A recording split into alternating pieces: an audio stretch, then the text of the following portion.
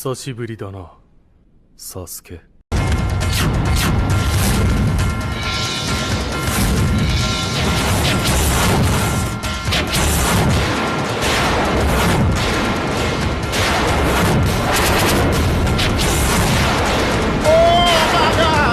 So we all know the story of Itachi and his brother Sasuke, but how many of you know Itachi's origins, in terms of how his own brand of justice was born and what led to the character we all know and love? Well, that's what today's video is all about. So let's go balls deep as I explain how Itachi got revenge for his best friend Shisui Uchiha.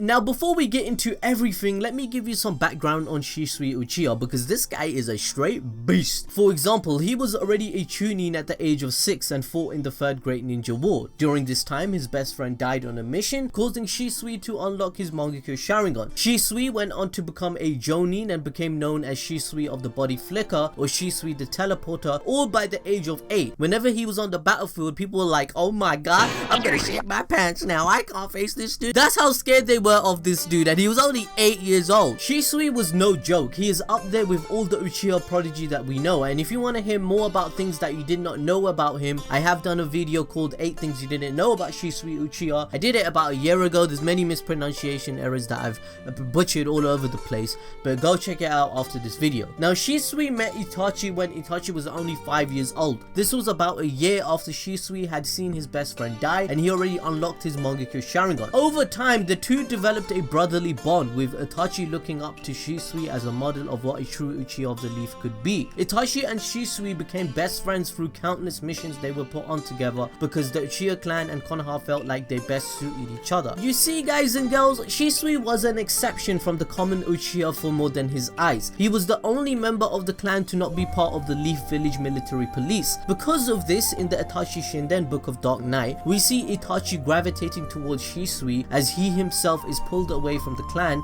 and deeper into the Anbu and Root. The two of them were in a unique position of having both the Uchiha and the Leaf trying to use them as tools against the other. We see throughout the Naruto anime that Itachi could be distant from his brother and confrontational to his father Fugaku, and the reason for that was because he could not talk to no one in his clan freely, nor was he accepted into the wider village for fear of his clan and his skills. So naturally, both of them didn't have any real friends except each other, and they bonded over the fact that neither one of them wanted their clan to go war against the village. In the Shinden, which has been adapted and become canon, Itachi recalls when training with Sasuke that nowadays he and Shisui only ever seem to talk about the Uchiha clan when they meet, unlike back when they were younger they talked about other things, realizing now that he is in the same situation as Shisui. But on top of that, he has a little brother Sasuke who is ignorant of anything, and he loves him so dearly that it breaks his heart. Itachi wants Sasuke to have a life where he does not have to suffer the same political problems that he did. His goal has always been to end war, and he's a bit of a pacifist. Itachi thought like a Hokage by the age of 7. For example, before the events that we all know about Itachi's decision about the Uchiha clan downfall, did you know that he had a conflict with his father? In the novel, it explains that Sasuke asked his brother Itachi if he was going to join the military police force just like their father Fugaku.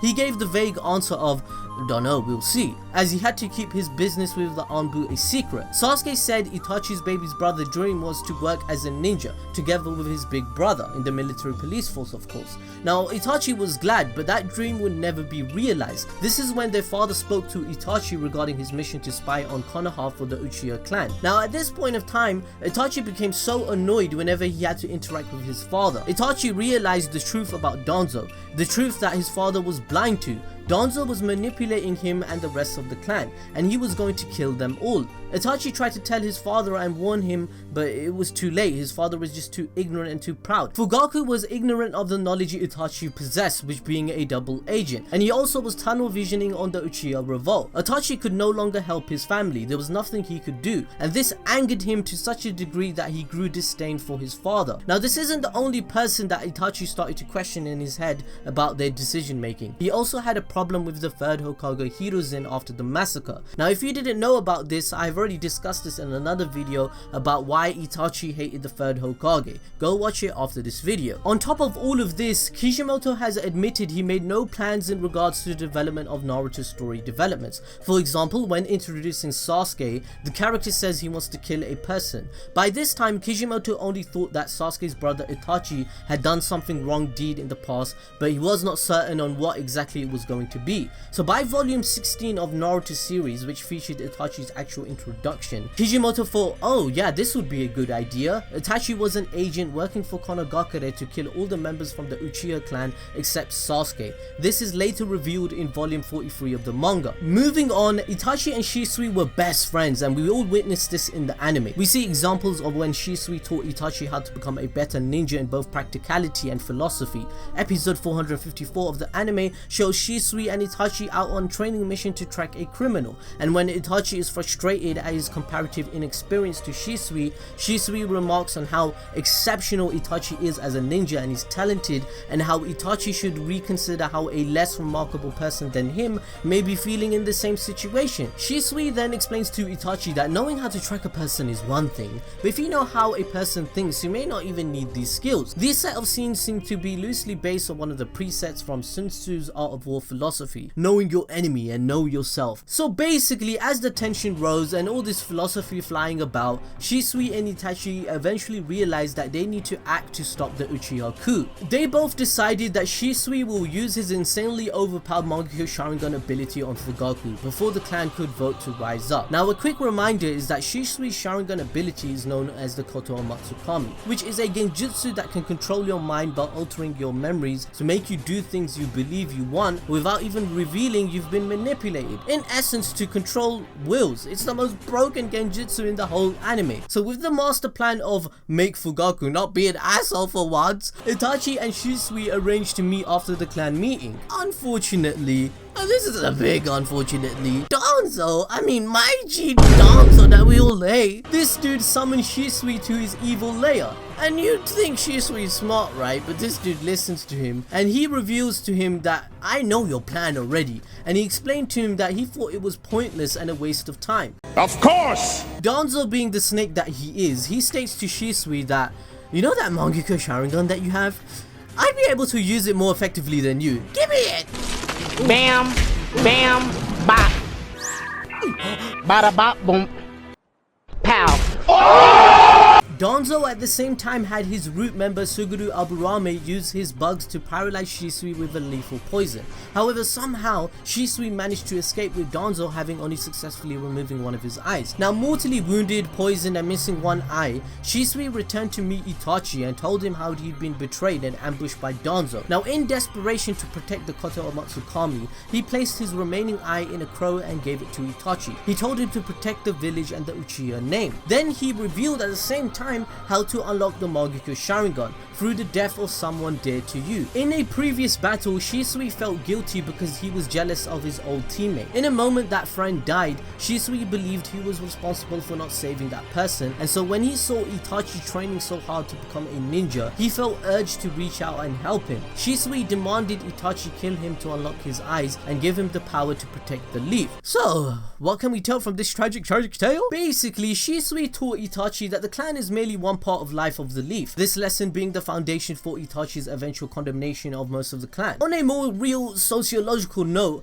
Itachi basically realized because of Shisui that tribalism can only lead to a society tearing itself apart when left unchecked. The Uchiha were always going to cause their own destruction because they chose to segregate themselves from the rest of the village in home and occupation. Furthermore, it was Danzo who pointed out to Itachi that in agreeing to massacring the Uchiha clan, they will prevent Sasuke turning on the leaf in vengeance after seeing a leaf ninja kill his clan. Itachi loves Sasuke so much so that he took everything into his own hands. But we all see how that planned out. No! Anyway, get the tissues ready because the book describes in detail how Itachi felt before he decided to destroy the clan. It says the following: even after the blow to his heart after learning of his father's plot and the clan's desire for battle, even when his best friend had faced his own untimely death, torn between the village and the clan, even if he ended up bringing about the demise of his clan with his own hands, a sob slipped out from between his clenched teeth, trickling along his closed eyelids. Tears spilled out. The tears had never been shown to anyone before. Itachi had lived his life with the vow in his heart to become the best ninja in the world,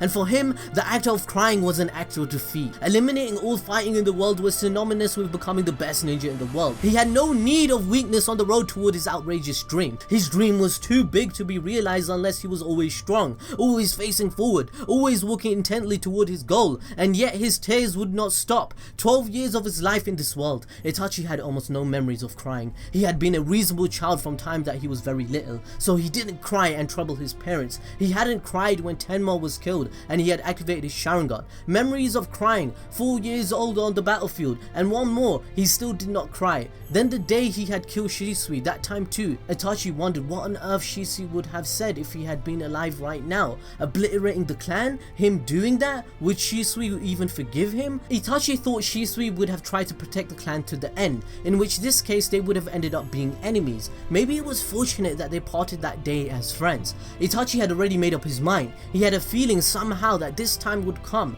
from the moment his friend died a year earlier and he lost hope in the clan, chaos in the village, and then civil war. The cliff I promised Shisui. 6 hours had already passed with him sitting on the edge in contemplation. Moments from 12 years of his life flickered into existence and disappeared and flickered again, over and over again. Memories of his boyhood when all he wanted was to get stronger, days fighting as a ninja, troubled by conflict between his comrades and his brethren, and the many bonds that dragged him into this darkness. Beyond good and evil, beyond emotion, his memories became confused and washed away with his thoughts like a muddy stream. Itachi could only give himself over to the torrent. It was too late for regret now. Still, it wasn't as though his feelings were crystal clear either. The karma Itachi would be burdened with was not something simple that could easily be reasoned away. It was something that was even beyond preparation, worry, hesitation, determination, all of it, which was why Itachi himself couldn't predict what kind of person he would be once the day was over. The only thing he knew for certain was that the day was today, and it would indeed be the end of the Uchiha clan except for his little brother.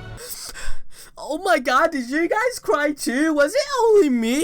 However, our story doesn't end there. On Itachi's next mission to infiltrate the Akatsuki, Itachi realized he was being followed, and when challenged, the mysterious person revealed themselves to be Suguru Aburame, the same dude that killed Shisui with poison. This dude was wreathed in his millions of insects. The man explained his mission was to observe Itachi and report back to Danzo on his movements, revealing that even after sacrificing everything, Danzo still intended on wielding the Uchiha like a blade. Itachi, however, had a different plan. So Itachi wanted revenge. So before Itachi left the village to join the Akatsuki, he fought him and activated his mangekyou sharingan. Itachi looked down on him coolly as they fought. This is for Shisui, Amaterasu, and he activated his powers, and a black flame sprouted on Suguru's shoulder. The strange blaze spread in the blink of an eye to swallow his entire body. As if trying to abandon their burning host, the insects fled from every hole, but they were all caught up in the flame. This fire will not go out until whatever looking at has completely burnt up, Itachi said, and I won't let even one of your freaking insects get away. I will make you cry. Suguru cried of agony in front of Itachi, wrung out into the forest. Everyone can hear this shit. Insect buzzed and fluttered and everyone's going crazy. Itachi's like, die bitch, and he killed him. He basically turned the guy into a wicker man of bugs. The takeaway from this seems clear to me. Shisui taught Itachi that a ninja wasn't defined by a clan alone, but the village itself, the society that they lived in as a culture as a whole, what Naruto was trying to basically do. That to be a strong ninja wasn't just to know tactics or jutsu, but to know people, what they want and what they are willing to do to get it. It was using this lesson that he fueled the animosity of the Leaf and his brother towards him instead of each other, right? Using this, he infiltrated the Akatsuki, who was so hungry for power. They never questioned his allegiance, and you could even say he used this lesson when he stuck that very crow with Shisui's eye into Naruto, knowing if his eyes were ever turned against the Leaf, Naruto would be there to fight Sasuke, you know what I mean? Anyway, that's everything that you guys need to know. Everything about how Itachi got revenge for Shisui and he burned that guy alive, cooked him up proper. The guy's body probably didn't even last. I want to see that shit animated. But guys, please do smash that like button, as it tells me you want this type of content. I am gonna keep doing Naruto content for you guys. Follow us on Instagram or Twitter, and I'll see you guys next time.